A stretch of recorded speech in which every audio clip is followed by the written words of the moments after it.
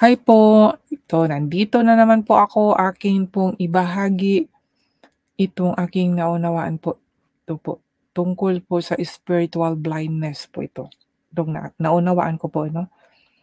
Itong lalo na po dito sa sinabi sa 2 Corinthians chapter 3 verse, sahin ko po ulit. Itong 12 hanggang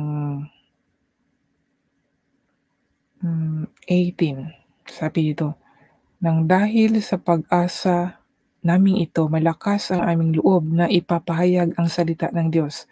Hindi kami tulad ni Moises na nagtakip ng mukha para hindi makita ang mga Israelita ang liwanag sa kanyang mukha na unti-unting nawawala.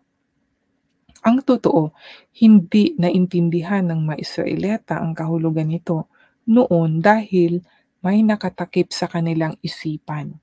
At kahit ngayon, may nakatakip pa rin sa kanilang isipan habang binabasa nila ang dating kasunduan at maaalis lamang ito kapag ang isang tao'y na kay Kristo.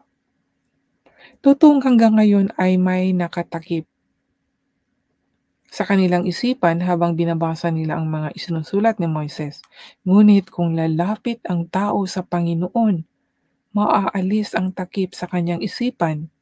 Ngayon, ang binabanggit ditong Panginoon ay ang banal na Espiritu. At kung ang Espiritu ng Panginoon ay nasa isang tao, malaya na siya. At dahil naalis na ang takip sa ating isipan, nakikita na natin ang kapangyarihan ng Panginoon. At ang kapangyarihang ito ay mula sa Panginoon na siyang banal na Espiritu, ang siyang unti-unting bumabago sa atin hanggang tayo'y maging katulad niya. Amen. Di ba mga kaibigan, ito yun, tinatakpan. Noon, sa panahon ni Moises, yung natural, masasabi ko yun pa na natural man pa sila. Hindi pa nila nakikita. Kasi nga, nakatakip may nakatakip sa kanilang isipan. Di ba kahit nagbasa, sabi to,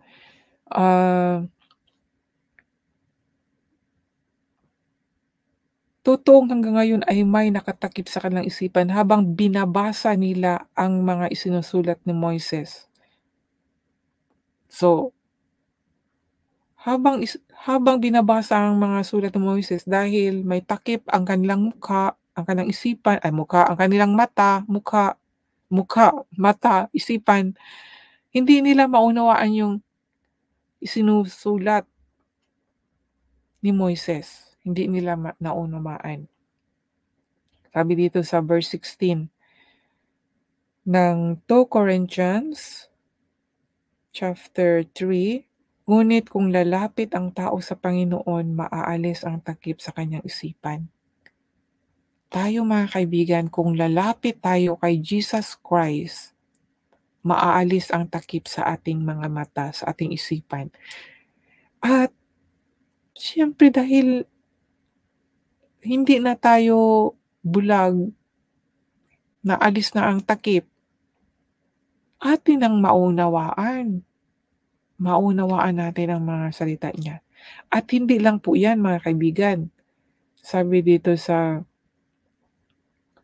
17, ngayon ang binabanggit ditong Panginoon ay ang banal na Espiritu. At kung ang Espiritu ng Panginoon ay nasa isang tao, malaya na siya.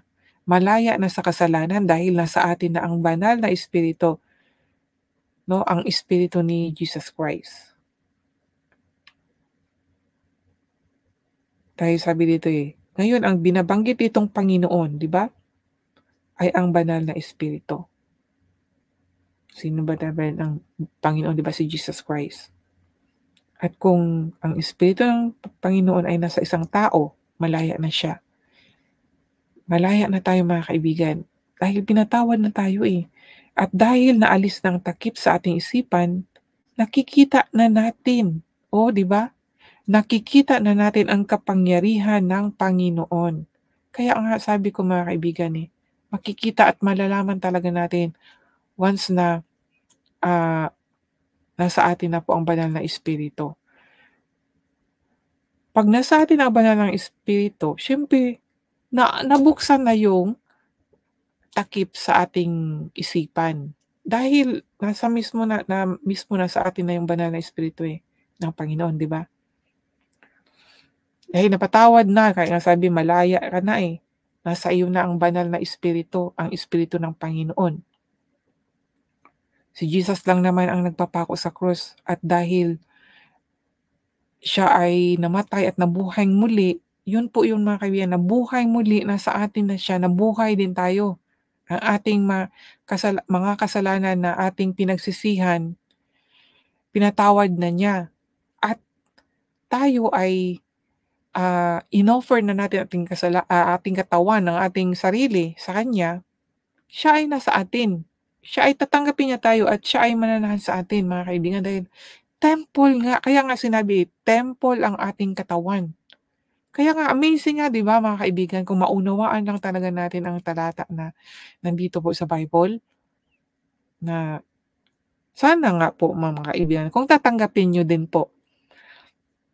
At, yun nga 'no, sabi dito, "At ang kapangyarihang ito ay mula sa Panginoon na siyang banal na espiritu ay siyang unti-unting bumabago sa atin hanggang tayo'y maging katulad niya." Kaya nga sabi ko nga, hindi po yung pagbabago nung ako po ay pinatawad at,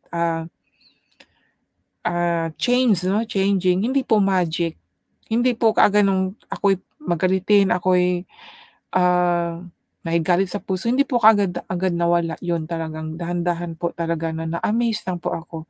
Dahil, um, yung pag-alis din po sa galit sa aking puso talaga, mga kaibigan, ano, nung una parang ang hirap po talaga, parang ayaw ko, parang nandiyon talaga yung ano, pero ang Diyos talaga ang masusunod.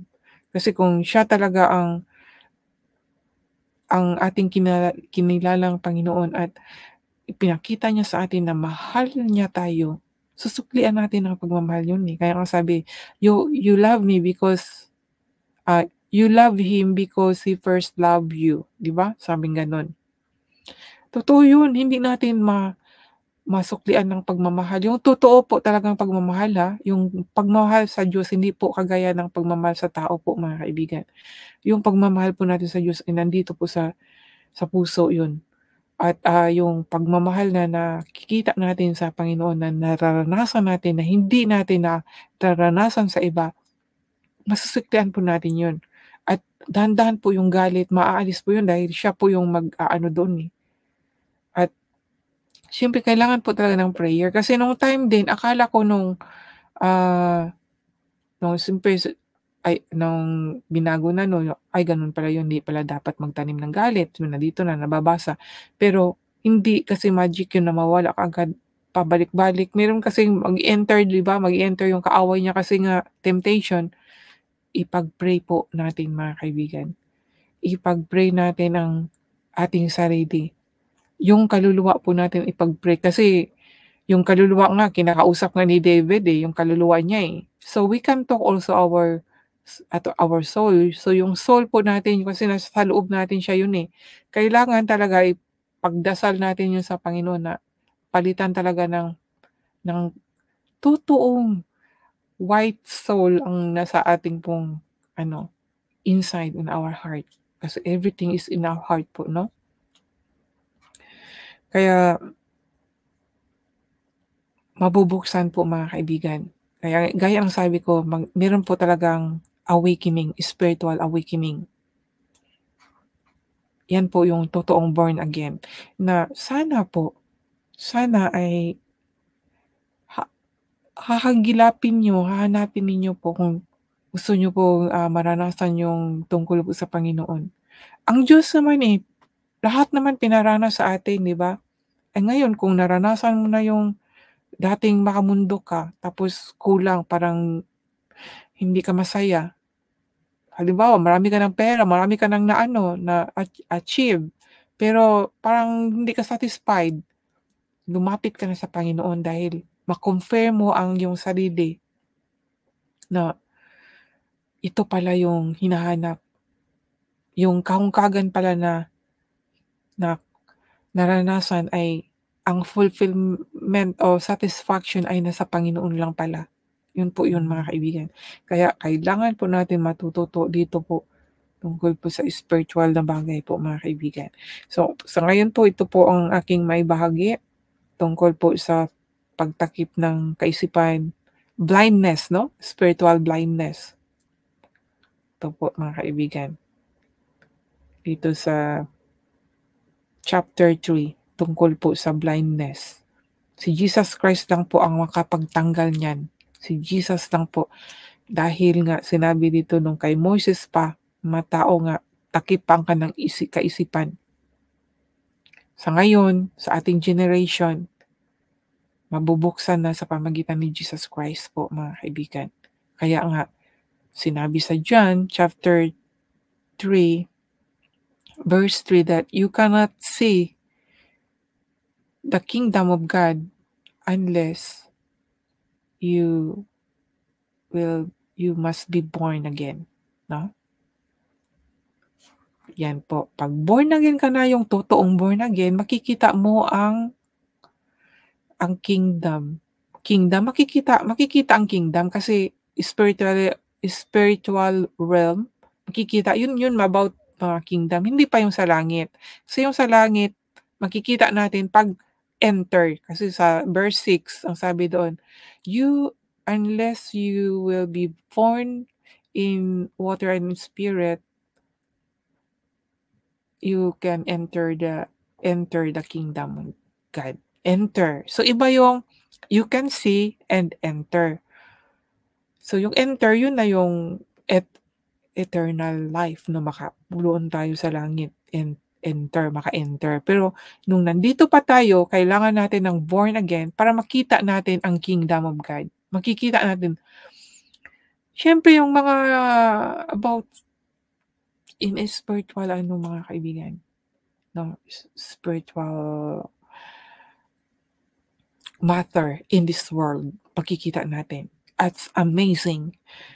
Ako man, hindi man lahat, pero masabi ko talaga na amazing. Amazing talaga.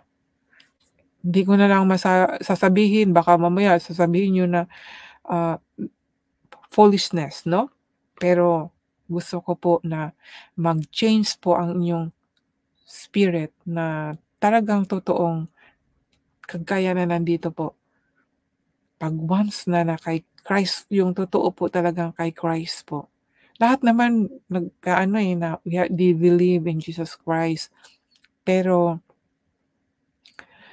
pag totoo kasing na kay Christ na tayo, naiiwasan na kasi natin yung mga bagay-bagay na hindi dapat gawin. Ay sa pagsasalita pa lang, hindi dapat sabihin yung mga malaswang words po. Kasi may words din po sa kaaway, may words din po talaga para sa Diyos. Kaya mag-ingat din po tayo sa ating mga sasabihin. Lalo na yung mahihilig sa mga jokes. Nako, yung jokes, no, dahan-dahan mapupunta sa green jokes. Kaya mag-ingat po kayo dahil green jokes, hindi po ganun ang Diyos. Kung totoo kang anak ng Diyos, iiwasan mo yan. Minsan naririnig ko pa yan mismo sa loob ng mga service na nagjo-joke sila. Minsan nga din na ako, yung parang sige nga parang maki-join para hindi naman masabing OA, sobrang OA, pero hindi pala yun nakakatuwa. Hindi pala yun ikinakatuwa ng Holy Spirit.